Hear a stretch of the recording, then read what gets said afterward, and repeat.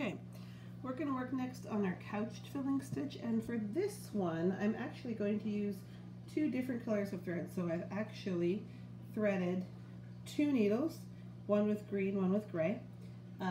You don't have to use two separate colors, but this is a really easy way to make something that has multiple colors and looks really cool.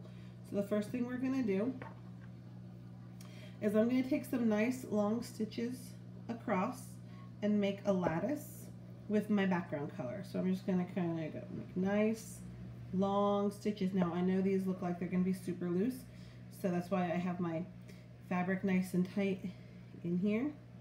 I'm just going to take a few nice long even ones, maybe make a little. Okay, and I didn't draw myself any guidelines, so I'm just going to try and keep this as even as I can without them. And one more this way. Okay. And then I'm going to do the same thing, and I'm going to make a parallel grid. So I ended right here.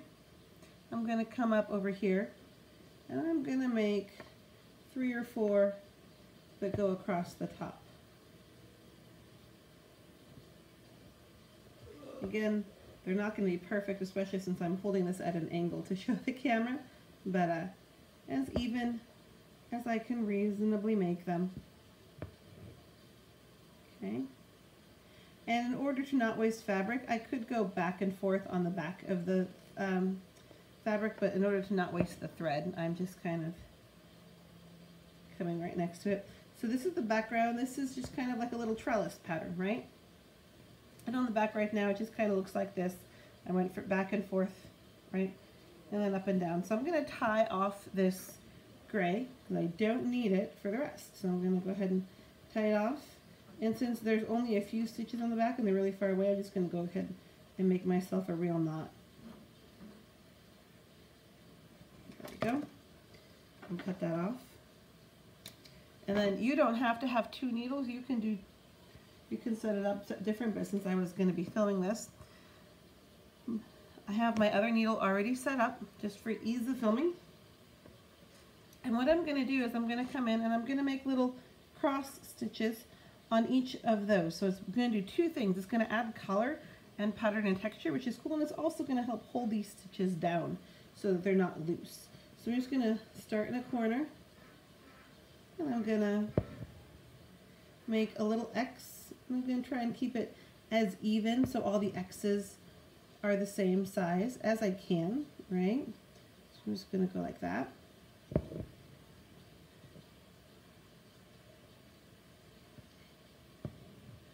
Here you can see one. Now I'm just going to come up. I'm going to do the same thing right here. So I'm just going to go around my trellis that I made, making little X's on all of the corners. And if I do this tiny, it can make a really cool like fill-in pattern with 2 colors. I'm doing this pretty darn big so that it's easy to see on the camera. This could be significantly smaller. Okay, so I filled in most of it, and one thing you can think about doing if you're feeling ready and are a little more advanced is you don't have to put the needle all the way through each time. You can do all of these as a top stitch. So I'm going to come in here, and then I know I'm going to come back up here for my next X. So I can just take a little tiny stitch right there. All right. And then I can, over here, I'm going to cross to here, and then I'm going to come down, right? So, and again, if this is confusing to you, just go ahead and keep going from the top to the bottom, and that's perfectly fine. But if you aren't confused and you prefer working on the top, I usually prefer working on the top of the fabric. I tend to get big, long threads of things caught and tangled up underneath the fabric. So if you are one like me, sometimes working just on the top of the fabric can be a lot more convenient. So on this last one, I'm just going to go through and I'm going to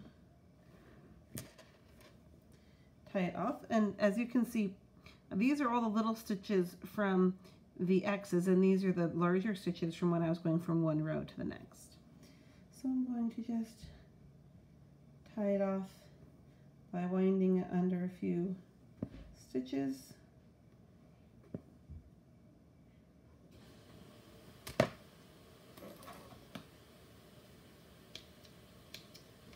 Okay, and here's the back, and here's the front of a